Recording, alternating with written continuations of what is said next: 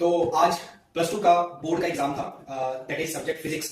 तो बहुत सारे बच्चों का जो रिएक्शन था वो थोड़ा सा या कह सकते हो कि सैड वाला रिएक्शन था, और कुछ बच्चों का जो रिएक्शन था वो बहुत ज्यादा मतलब वो अपने एग्जाम्स को लेके बहुत ज्यादा एक्साइटेड थे। अपना जो उन्होंने पेपर अटेम्प्ट किया उसको ज्यादा बहुत ज्यादा वो एक्साइटेड थे, और उनका जो रिस्पॉन्स था वो अच्छा भी था। तो हम बात करते हैं तीन set, set 1, set 2 and set 3। तो तीनों सेट का अगर हम पेपर का एनालिसिस करें तो हम ये कह सकते हैं कि जो 60% पेपर था वो थोड़ा सा ट्रिकी था, और 40% पेपर जो था वो इजी लेवल का था।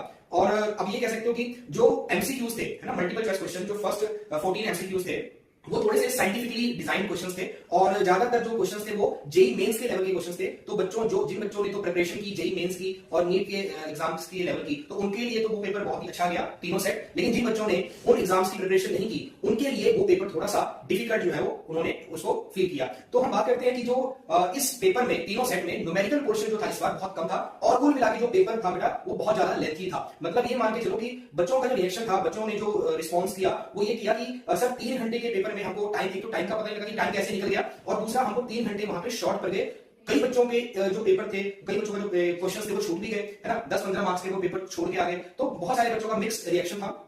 और as a point of view of teacher, तो मैं बच्चों को यही स्टार्टिंग से कहता हूं कि पेपर जो है फिजिक्स का वो हर साल थोड़ा सा अनएक्सपेक्टेड ही रहता है। तो ये हम नहीं कह सकते कि जो फर्स्ट टाइम ऐसा हुआ। अगर हम लास्ट ईयर की बात करें 2025 के एग्जाम की, तो 2025 में भी बच्चों का जो रिस्पॉन्स था वो भी ऐसे ही था, मिक्सअप रिस्पॉन्स था। कई बच्चों जो बच्चे स्टार्टिंग से बहुत अच्छा प्रिपरेशन करके गए उनके लिए वो पेपर बहुत ज्यादा बढ़िया गया, और जो जिन बच्चों ने स्टार्टिंग से थोड़ा सा फिजिक्स को लाइट कंसिडर किया उसका जो रिएक्शन था वो बहुत ज्यादा सैड रिएक्शन था।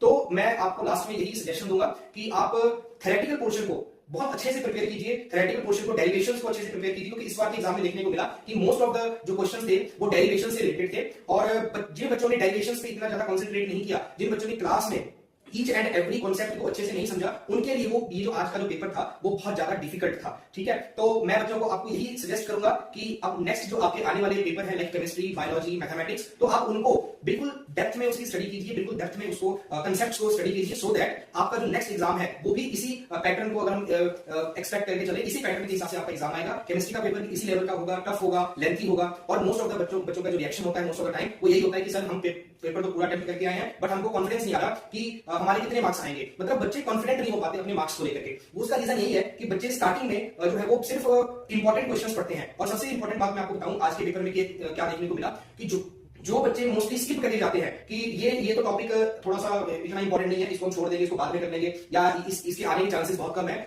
आज के पेपर में ज्यादातर वही क्वेश्चंस जो है वो देखने को मिले जो बिल्कुल अनएक्सपेक्टेड सा पेपर था, जो हम ये मान के चलते हैं कि ये क्वेश्चंस तो डाल ही नहीं सकते, वैसे क्वेश्चंस, वैसे कॉन्सेप्ट इस बार बोर्ड के एग्जाम में फिजिक्स में आए थे। तो मैं आपको यही सजेशन दूंगा नेक्स्ट एग्जाम के लिए आप